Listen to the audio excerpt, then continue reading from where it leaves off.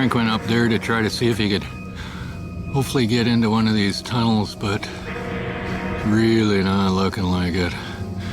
Says it's way too angular. Oh. We were trying to get over to right about there.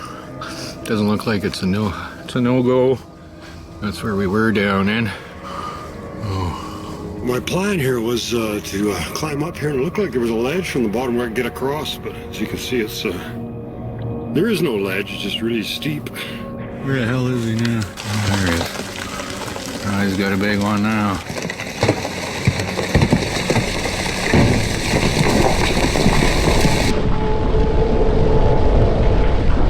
Style grease gone yet? Focus. It's a big machine, huh? Yeah. But look down in here, I think. I'm betting the stairs are scary. Yeah, they're smaller. Treads.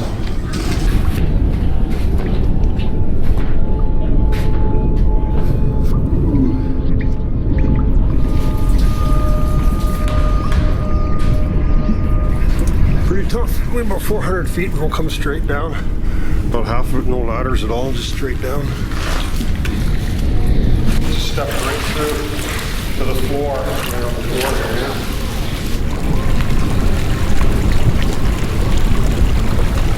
There's been so many junctions and stuff that we've been at. Don't really have any idea which way's out now.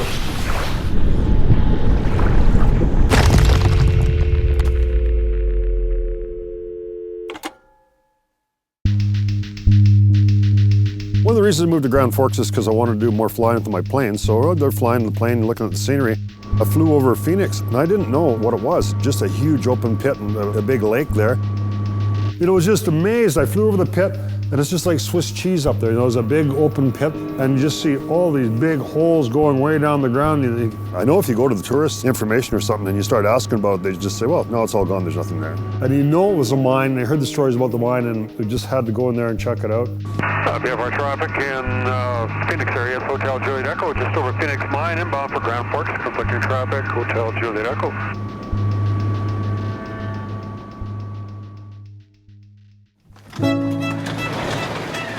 Well, you know, I remember years ago when I was a kid, you know, we used to ride our Harleys up to Sandon and we went into a mine one day. I spent a whole day in the Noble 5 and I thought, well, that was so much fun.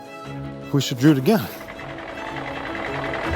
Right away, I drove my pickup up there and hiked up to the mine and started exploring that mine.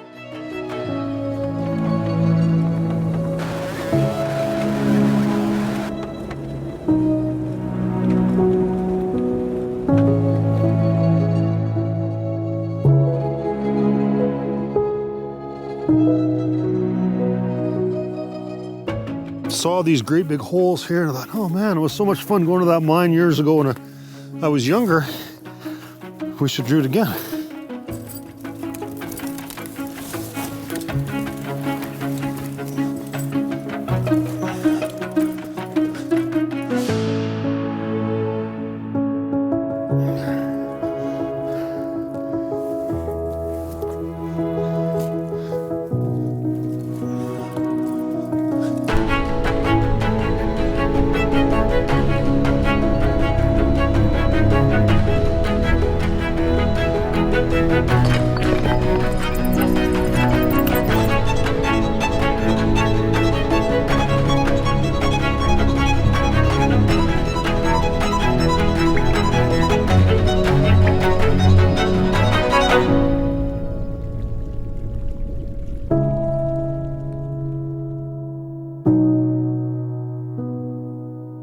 You know, a lot of people know about Phoenix in this area. The funny thing is nobody thinks there's nothing there. When you start asking people, they say, oh yeah, well, there was a town there. Nobody really knows that there's miles and miles of tunnels and stuff there. They just assume everything's all wiped out. And when you start telling them, he says, oh no, you can go up there and you know, all the mines are still there and there's miles and miles and levels of track and there's trains in there and there's ice in there. Wow, you know, nobody knew. They thought, well, there's nothing to see up there, it's all gone.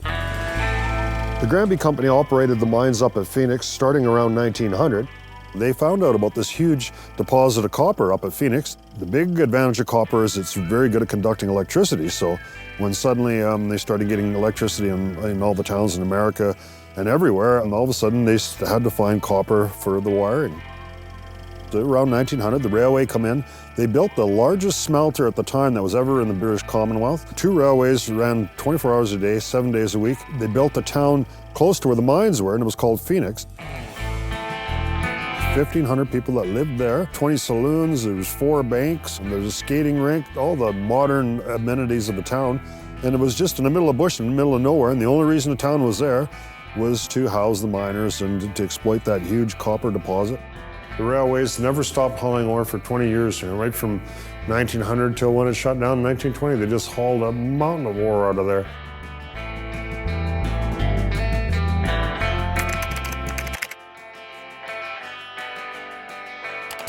In 2014, I started a YouTube channel called Exploring Abandoned Mines. In a very short period of time, I had tens of thousands of subscribers tuning in to watch my weekly show. People from all over the world were really excited to see these old mines abandoned 100 years ago or more that had never been videotaped before.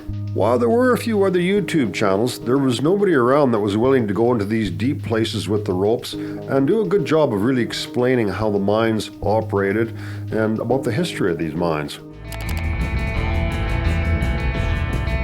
Everyone likes to go exploring. You know, it's pretty exciting to go for a drive in the countryside and you always wonder what's around that next road. Imagine being in a mine that nobody's been in 100 years. There was a whole bunch of buildings here at one time. It's hard to imagine what it looked like 100 years ago. You see these old pictures and there's just massive buildings and we're standing on a whole bunch of tunnels. It's all tunnels underneath this.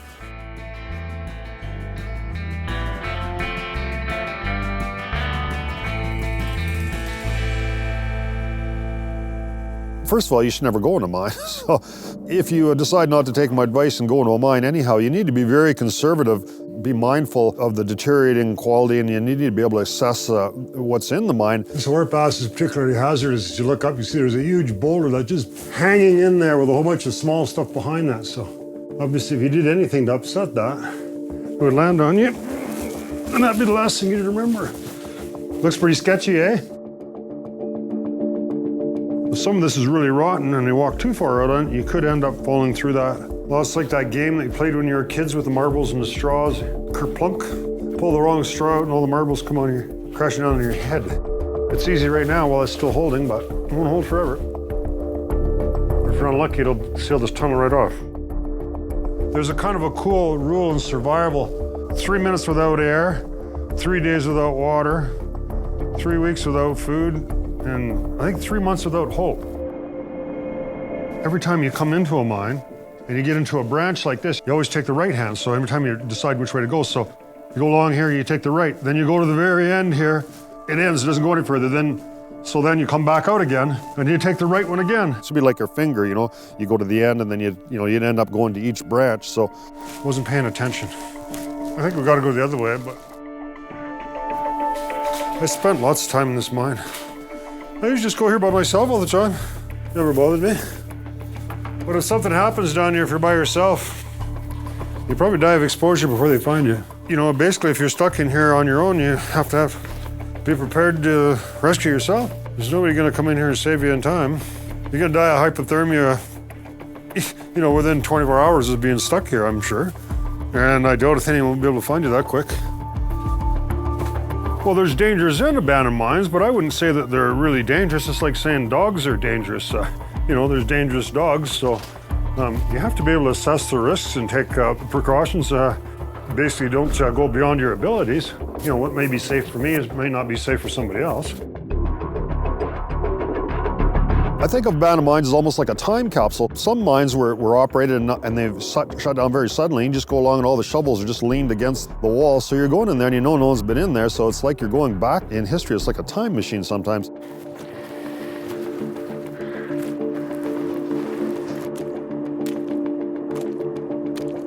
And this is where the lever would be for the chute. So the train's coming along here. You just stand up here. Then you can open this and fill the ore cars. More of a pain with a pack, but there was a cool little thing here called a bird's nest. There it is right there.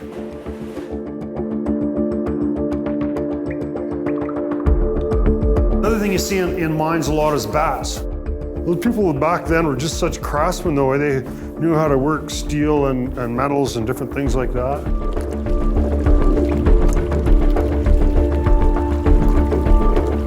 Stuff is coming out of the ice that we find that was previously frozen. So it's kind of almost interesting coming in here just about every year and seeing what new stuff has popped out of the ice. Pretty exciting when we found this section because you know, with the ice was there, we weren't able to get down here before. So we know nobody's been down here for a long time since we found it. This mine is so massive, I don't know how anyone would ever find you. I'm sure they'd be just looking for your remains if something happened to you underground and you didn't make it back out.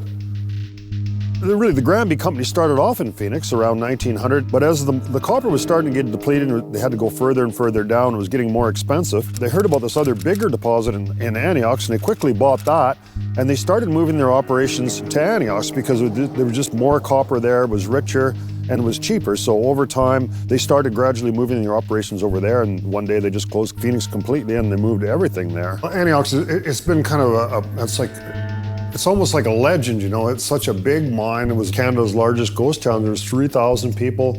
There's no roads, nothing. You had to get up there by ship. And they built the biggest smelter in the British Commonwealth. The town was twice the size, and they got twice as much copper out of there. And Antioch, I mean, they produced 8,500 tons of ore a day, which is like 300 semi-loads of ore every day that went to that smelter. State-of-the-art technology.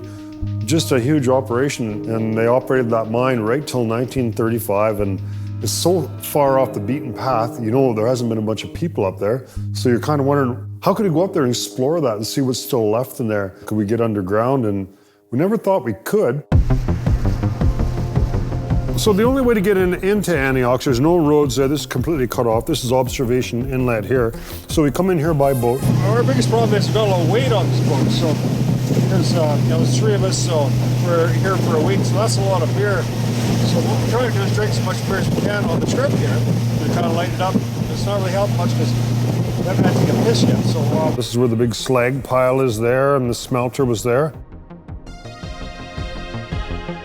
It's all overgrown now, and this is where all the town site was in Antioch. It's all gone now, and the big fire, it all burned. You know, today you look back there and you look at what was there, and it's really hard to believe it. But you can see all this is kind of just shrinking back into the forest, and Mother Nature is just taking it back.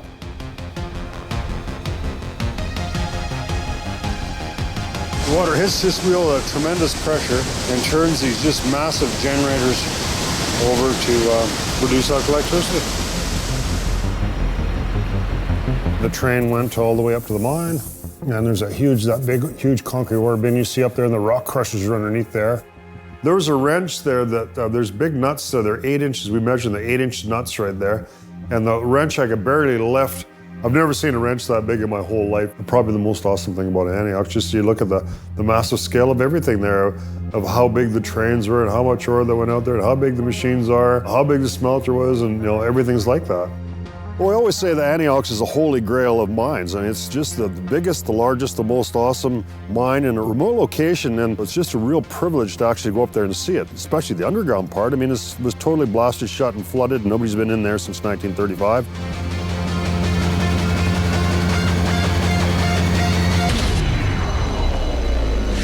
We took ropes and went down 400 feet down to the very main level. We know we're the first people in there because there's 5 feet of water in there, and we had to drain the water to get into the mine. But all you do is go along with a pickaxe, and these dams are just naturally formed. You just go along there and pick at them a little bit, and the water would come pouring out of there. You're just like a little kid there playing in the mud. You know, you start picking, and all of a sudden the water just starts screaming out of there.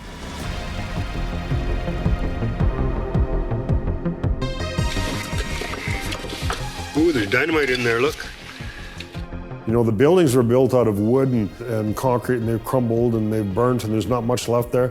But the mines are as they were. The mines are built out of solid rock. You go back in there, and you can see these just massive holes they blasted through there, and the hoists and the trains, and you can really see how the mines are operated. There's still dynamite and dynamite boxes and machines and stuff underground. So we're hoping this isn't too deep now, because when we went up to the end of the mine, we had to let quite a bit of water down. So we're kind of worried we might be swimming at the end here, but... The story is almost like the towns of Phoenix and Anyox, and they're interlinked. And there was a big boom that came, and it was built up from absolutely nothing. And then all of a sudden it just went bankrupt and everyone left and it went back to nothing. And you know, today you look back there and you look at what was there and it's really hard to believe it. But you can see all this is kind of just shrinking back into the forest and Mother Nature is just taking it back. On the one hand, you know, it's really sad to see this huge town, this beautiful town, completely laying in ruins. On the other hand, it's kind of nice to see nature going back. So there's almost kind of two ways of looking at it. One of the reasons I want to try to get in and document as many of these mines as possible so future generations can look at a video and say, oh, this is what the Velvet Mine looked like, or this is what Phoenix looked like, and now we can't get into there. So we like to try to document these kind of things while we still can. You gotta be pretty careful with the explosives. This one, this is a stick of dynamite, and it's from 1918. It's actually amazing up in Phoenix and Granby, the technology in the 20 years between 1900 and 1920 basically went from horse and buggy to the modern era in 20 years, you know, with electric trains and really from just really crude horsepower and mules and stuff to, you know, state-of-the-art modern mine.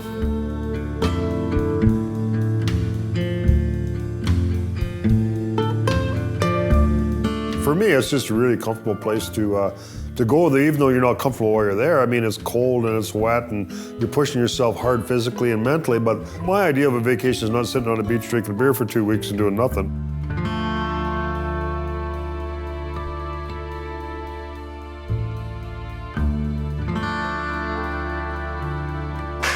There you go.